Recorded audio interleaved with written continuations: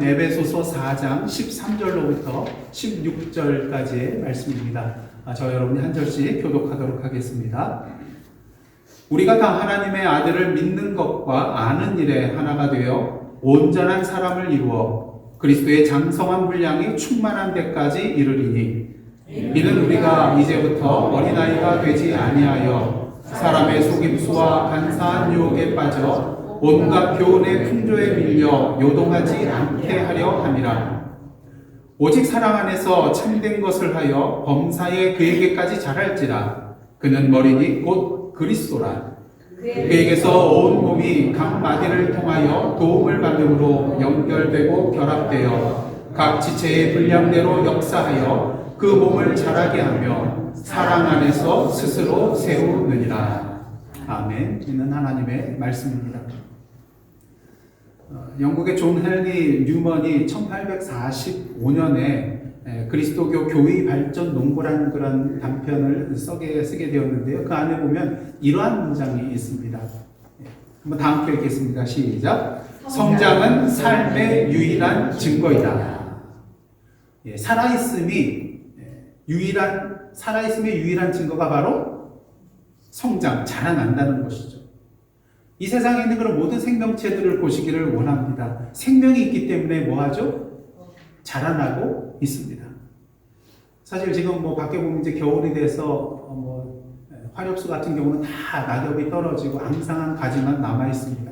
그냥 볼 때는 마치 죽은 것처럼 보이죠. 하지만 겨울이 지나고 봄이 오면은 새순이 나고 또 여름에는 잎이 무성해지고 또 유실수 같은 경우는 가을에는 뭘 맺죠? 열매를 맺게 되는 것을 보게 됩니다. 그리고 지금은 자라나는 것 같이 보이지는 않지만 한 해, 두 해, 해가 갈수록 어떻습니까?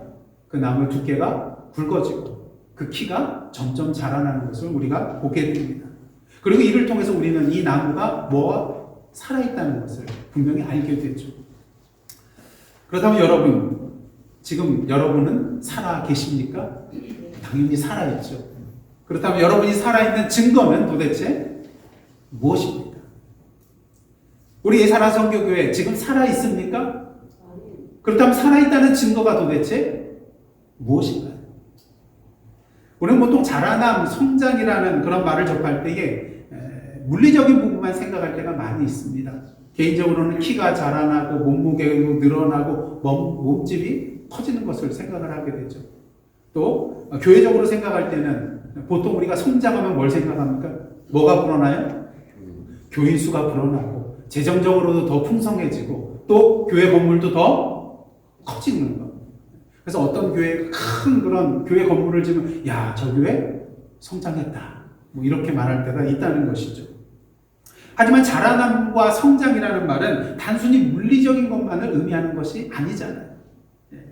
지식이나 경험이나 관계나 성격이나 영성 등 다양한 면에 있어서 우리는 성장에 대해서 말을 할 수가 있거든요.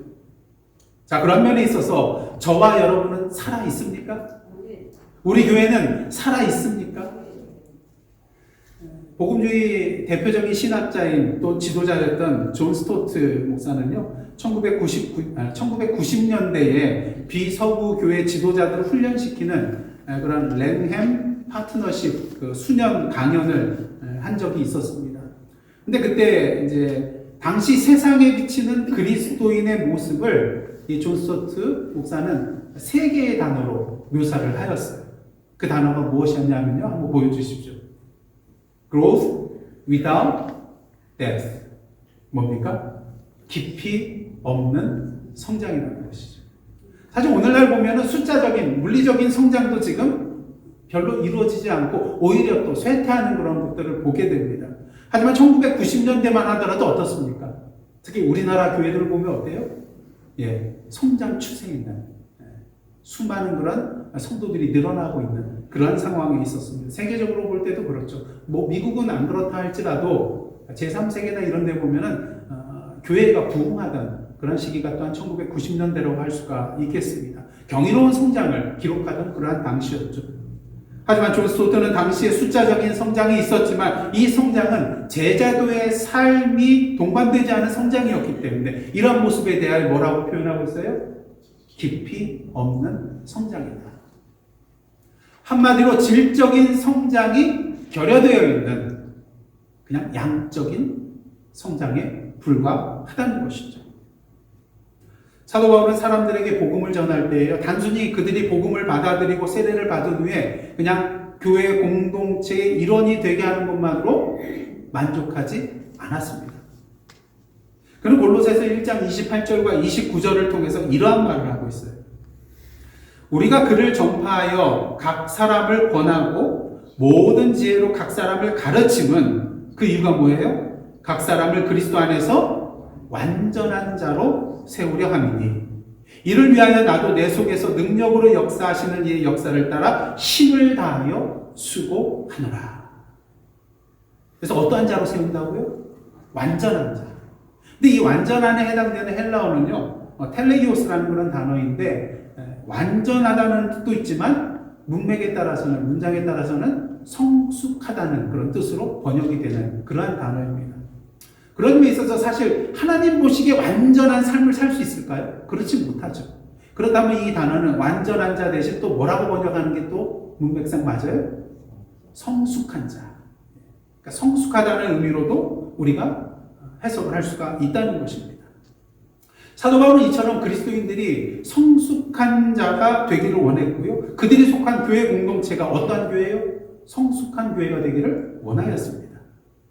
자, 그럼 말을 바꿔서 그렇다면 저와 여러분은 성숙한 그리스도인이죠. 우리 예사람 교회는, 예사람 성교교회는 성숙한 교회인지요. 오늘 본문을 보시면 뭐 너무나도 잘 하시는 말씀입니다. 사도 바울은 우리가 그리스도인으로서 또 교회 공동체로서 그리스도의 장성한 분량에 충만한 데까지 이르러야 하고 또 범사에 누구에게까지 자라야 된다고요? 그리스도에게까지 자라야 됨을 오늘 본문을 통해서 강조하고 또 강조하고 있는 것을 보게 됩니다. 이는 무엇을 말합니까? 우리의 자라남이 우리의 삶 가운데 중단되지 아니하고 지속적으로 이루어져야 함을 말하는 것입니다. 예, 오늘도 우리는 어떤 시간을 살아가야 돼요? 자라나는 시간을 살아가야 한다는 것입니다. 자, 그렇다면 자라나는 시간을 살아간다는 것은 구체적으로 무엇을 의미하는 것일까요? 그래서 오늘과 또 다음 주, 2주간에 걸쳐서 그 의미를 함께 나눠보도록 하겠습니다. 첫째로 자라나는 시간을 산다는 것은요, 한번 따라해 보십시오. 어른 아이가 되지 않는 것입니다. 어른이면 어린이고, 어른이고, 어린아이는 어린아이지 무슨 어른아이, 이게 무슨 말인가 이제 들으시면 압니다. 여러분, 어린아이는 어떻습니까? 실수를 많이 해요. 또 뭔가에 있어서 뭐 제대로 뭔가를 다 진행해 나갑니까? 어설퍼요. 제대로 해 나가지 못합니다. 근데 이것에 대해서 야, 그것도 못해, 너 왜 실수해, 이렇게 혼내는 사람이 있습니까? 만약 혼낸다면 이 사람은 정말 인격적으로 잘못된 사람이라고 할 수가 있어요. 그럼 왜 혼내지 않습니까? 실수했는데 어설프게 일을 진행하는데 왜 혼내지 않죠? 얘는 어린 아이니까, 어른이 아니니까. 하지만 이 아이가 나이를 먹고 점점 자라나서 이제 어른만큼 커졌습니다. 생각하고 행동하는 것인데 변함이 없어요. 어렸을 때 그대로예요. 저희 아이도 어렸을 때 뭐 레고 블록, 그 비싼 거예요. 그래서 보면 타겟이나 이런 데 가면 꼭 이제 제일 먼저 달려가는 곳이 그 레고 있는 데 가서 이렇게 다 살펴봐요. 그러고 보면 그 당시 제가 이제 유학생 시절에는 얘 뭐 사줄 수가 있겠어요. 비싼 거. 그래서 이 중에 하나 골라라 그러면 이제 얘가 막 이거 들고 저거 들고 이제 뭘 사야 될까 고민하는 그런 것을 보게 됩니다. 요새 아이들도 뭐 또 어른들도 레고를 좋아하더라고요. 근데 이제 아이가 레고 블록을 이렇게 막 신나게 맞추고 있어요. 그리고 잘도 맞춰요. 자기 연령대보다 높은 걸 막 맞춰요. 그럼 부모의 입장에서는 이걸 보고 어떻게 생각하겠습니까? 어떤 꿈을 꾸겠습니까? 야, 이 애가 커서 훌륭한 건축가가 되겠구나. 그런데 웬걸요? 10대 지나고 20대가 되고 30대가 되고 40대가 되고도 계속 방 안에서 레고 블록 맞추고 있으면 그 어머니, 아버지의 심정이 어떻겠습니까? 속이 타들어가죠. 그냥 바짝바짝 타들어가죠. 속이 상할 것입니다. 속이 터져 나갈 것입니다. 근데 이렇게 웃으면서 한번 생각을 해보세요. 만일 아버지 하나님께서 오늘 우리의 모습을 보신다면 그 속이 어떠실까? 아마 저를 보더라도 속 터질 일이 한두 번이 아닐 것 같아요. 한번 생각을 해보세요. 하나님께서 나를 보실 때 그 마음이 어떠실까?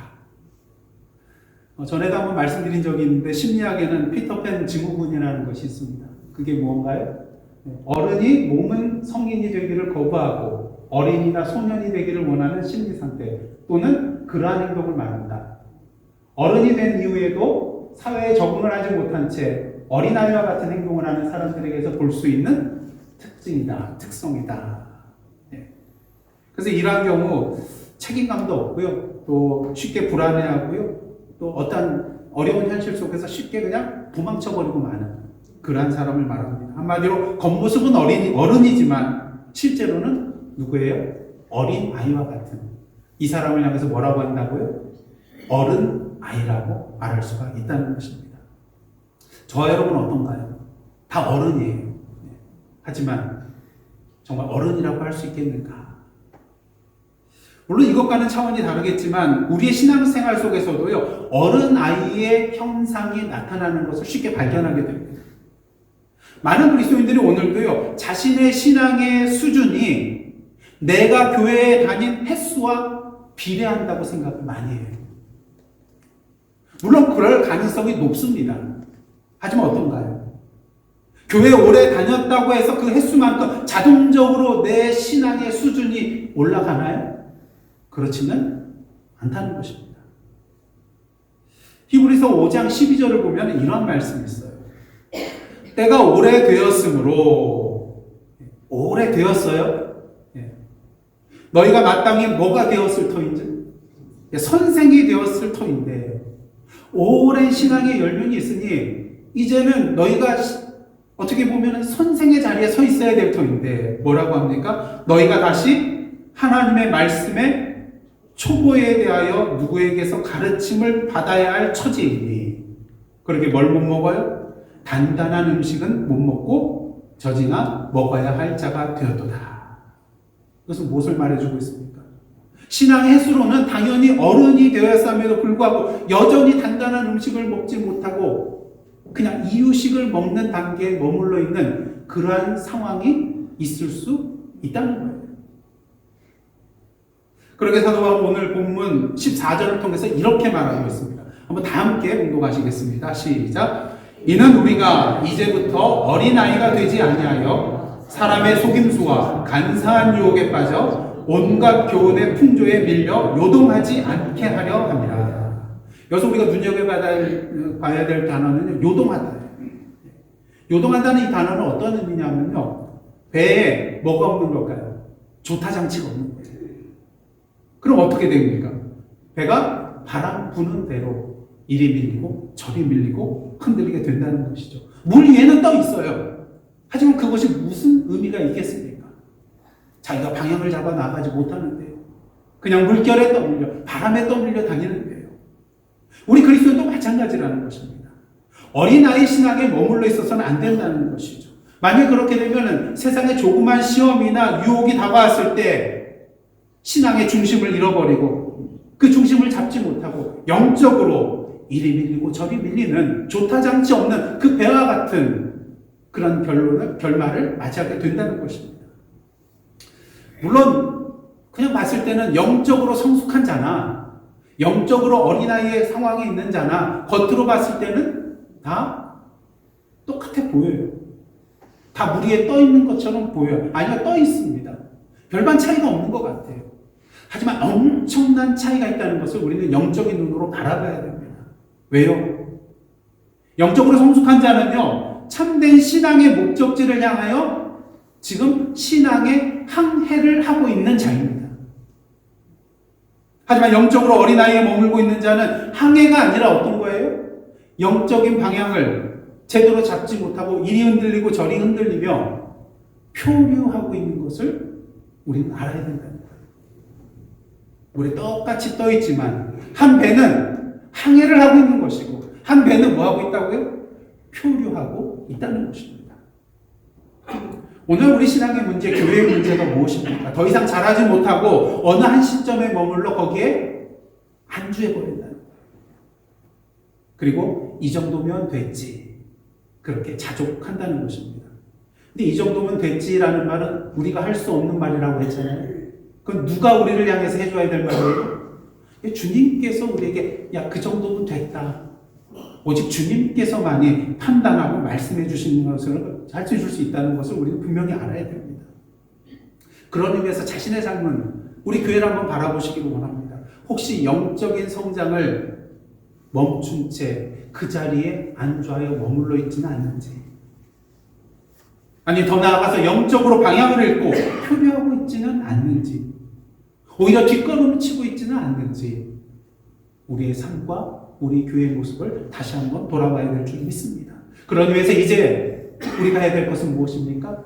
영적인 어른 아이의 자리에서 일어나서 새롭게 영적인 항해의 길로 나가는 저와 여러분이 되어야 한다는 것입니다. 우리는 분명히 알아야 됩니다. 자라나는 시간을 산다는 것은 어른 아이가 되지 않는 것입니다. 한번 다 함께 외치기 바랍니다. 어른 아이가 되지 맙시다. 어른 아이가 되지 맙시다. 그 다음 둘째로요, 자라나는 시간을 산다는 것은 다 함께 따라 하시기를 원합니다. 그리스도를 닮아가는 것입니다. 13절 말씀입니다. 함께 읽겠습니다. 우리가 다 하나님의 아들을 믿는 것과 아는 일에 하나가 되어 온전한 사람을 이루어 그리스도의 장성한 분량이 충만한 데까지 이르리니. 아멘. 근데 사실 이 9절 말씀은요, 우리가라는 표현도 있고 또 하나님의 아들을 믿는 것과 아는 일에 뭐가 되어야 된다고요? 하나가 된다는 이런 표현이 있는 것으로 봤을 때 어떤 개인에게 주시는 말씀이기보다는 사실은 교회 공동체에 주시는 그런 말씀이라고 할 수가 있어요. 그래서 여기에 대해서는 다음 주에 저희가 상세히 다루도록 하고, 이 말씀을 먼저 개인적인 차원에서 한번 함께 나눠보도록 하겠습니다. 근데 13절 말씀, 이 말씀을 보시면은 이러한 일에 하나가 되어서 어떠한 사람을 이루라고 표현하고 있어요? 온전한 사람을 이루라는 그런 표현이 나와 있습니다. 근데 이 온전하다는 단어는 헬라어로 무슨 단어일까요? 아까 앞에서 말씀드렸던 텔레이오스. 거기서는 완전한 의미로 번역이 되어 있는데 여기에서는 온전하다로 번역이 되어 있어요. 그러니까 똑같은 단어예요. 그럼 이 단어는 또다시 우리가 성숙하다는 단어로도 번역을 해볼 수가 있다는 것입니다. 다시 말해서 온전한 사람을 이룬다는 것은 성숙한 사람이 되어야 한다는 것이고요.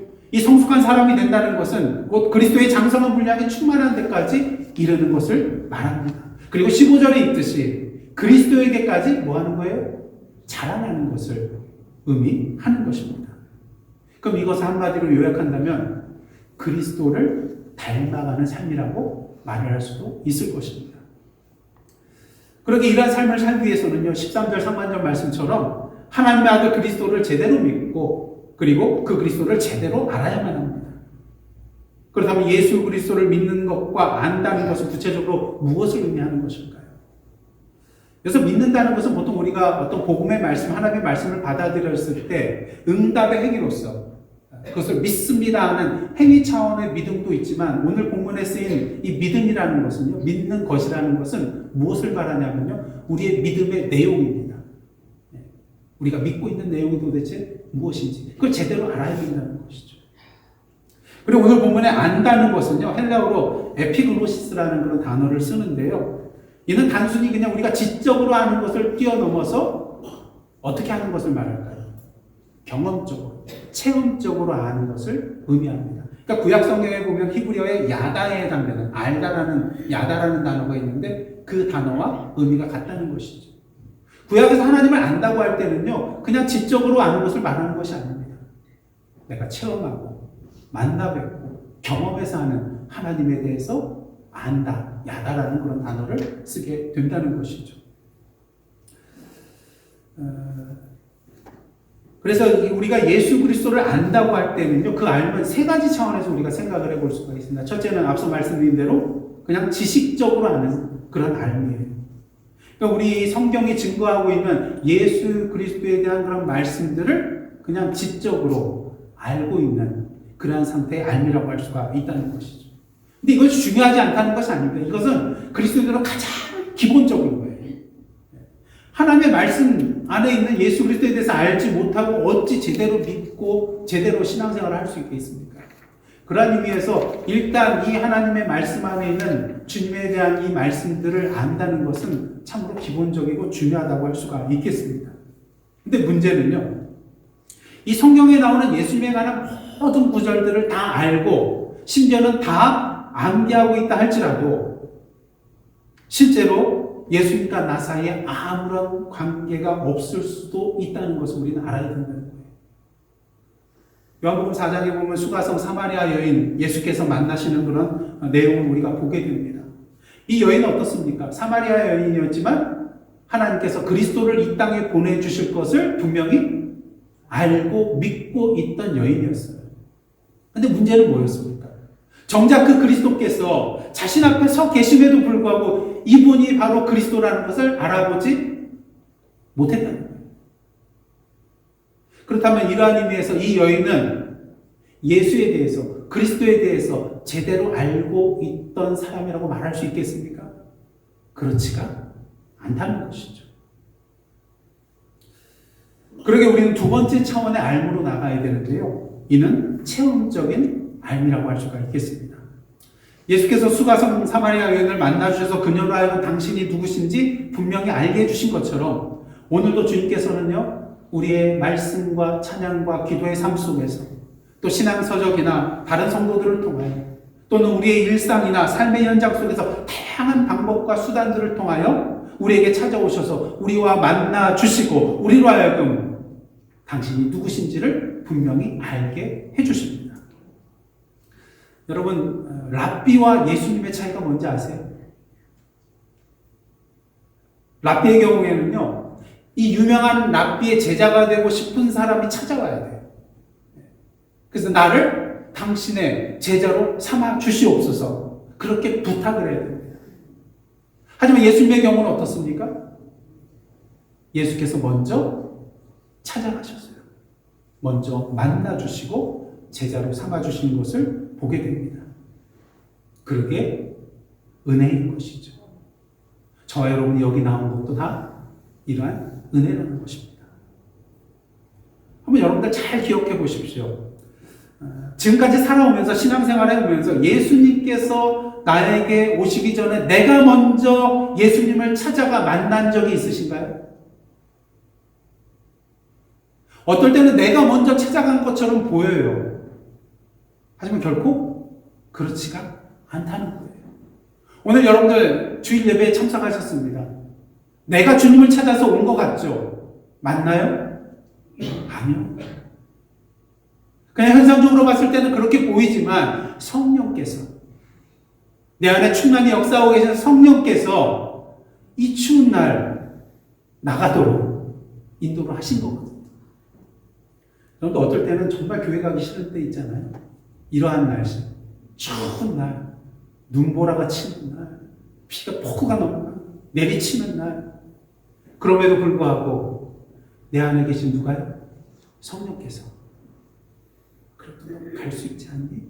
이런 마음 주시고 하나님께서 오늘도 인도하실 건데 이런 마음을 주셔서 여기 나오게 된 거 아니겠습니까? 그러한 의미에서 누가 먼저 찾아오신 거예요? 주님께서 나를 먼저 찾아오셨다는 거예요. 그리고 나를 인도하셨다는 거예요. 그렇게 우리는 이러한 경험, 나를 찾아와 주시고 만나 주시는, 그리고 능력으로 역사하여 주시는 그 주님의 은혜를 경험함을 통하여서 그분이 바로 누구신가를 분명히 알게 된다는 것입니다. 그리고 우리 입술을 열어서 그분이 어떤 분인가를 고백하게 되고요, 그 이름을 찬양하게 된다는 것입니다. 그러게 주님의 사랑을 경험했으니까 어떤 찬양이 나올까요? 사랑의 주, 사랑의 주, 사랑의 주, 나의 예수님. 근데 가사가 이것밖에 없을까요? 우리 복음성가에 보면은 찬양이 몇 절밖에 없어요. 어떤 거는 뭐 3절짜리도 있고 4절짜리. 근데 우리가 경험한 주님이 4절밖에 안 될까요? 아니잖아요. 때로는 위로의 주님, 때로는 지혜의 주님, 때로는 소망의 주님, 때로는 기쁨의 주님, 치료의 주님, 능력의 주님, 수도 없이 아마 100절, 200절까지 우리는 찬양할 수가 있을 것입니다. 바라긴 오늘도 우리의 삶 가운데 먼저 찾아와 주시고 역사하여 주시는 이 주님을 경험하고 체험하는 은혜를 누림으로 말미암아 우리의 입술을 열어 오늘도 그 주님을 고백하고 찬양하는 저희들의 모습이 되기를 간절히 원합니다. 근데 삶의 차원이 여기서 끝나는 게 아니에요. 또 하나의 차원이 있는데요. 한번 따라해 보시기를 원합니다. 따라 살아감으로 아는 것입니다. 어렸을 때 부모님의 마음을 알 수 있는 자녀가 있을까요? 죽어도 모릅니다. 어느 때가 돼야지 알 수 있어요? 본인이 부모가 돼봐야지 안다는 것입니다. 직접 엄마 아빠가 되어서 살아가면 엄마 아빠가 어떠한 분인지, 엄마 아빠의 마음 속이 어떠한지, 그리고 엄마 아빠의 사랑이 어떠한 수준의 사랑인지를 분명히 알게 됩니다. 누가 옆에서 설명해 주지 않아도 알게 되어 있습니다. 마찬가지로 주님께서 우리를 위하여 흘리신 그 눈물과 땀과 피의 삶을 우리가 살아갈 때에 우리는 예수님께서 왜 이 땅에서 눈물을 흘리셨는가, 왜 땀을 흘리셨는가, 왜 피를 흘리셨는가를 누가 설명해 주지 않아도 분명히 알 수 있게 됩니다. 여러분 사도행전 11장을 보면요, 안디옥 교회 성도들이 뭐라고 일컬음을 받았는지 아세요? 비로소 그리스도인이라 일컬음을 받게 되는 것을 우리가 보게 됩니다. 근데 중요한 사실은 이 안디옥 성도들이 내가 그리스도인입니다, 자칭 그리스도인이 아니었어요. 사람들이 그렇게 일컬게 되었다는 거예요. 왜 사람들이 그렇게 말을 했을까요? 이 사람들의 삶을 보니까 그 안에 누가 보여요? 그리스도가 보이거든요. 그러니까 야, 저 사람들이야말로 그리스도인이다. 그렇게 그들을 칭해줬다는 것입니다. 자라나는 시간을 산다는 것이 바로 이러한 삶을 말하는 것입니다. 예수님을 따라 살아감으로 우리의 삶 가운데 누구의 형상이 드러나는 거예요? 그리스도의 형상이 드러나는 그러한 삶인 것입니다. 다시 한번 질문드리겠습니다. 그런 의미에서 저와 여러분은 지금 자라나는 시간을 살아가고 계신지요? 예수 그리스도의 형상이 드러나는 예수님을 닮아가는 삶을 살아가고 있는지요? 어떻게 확인하는지 아세요? 쉬워요. 이 시간 한번 확인을 해보겠는데 옆에 분 얼굴 한번 바라보시기를 원합니다. 자, 잘 보세요. 예수님의 얼굴이 보이나요? 예수님을 닮았나요? 이렇게 확신이 없으세요?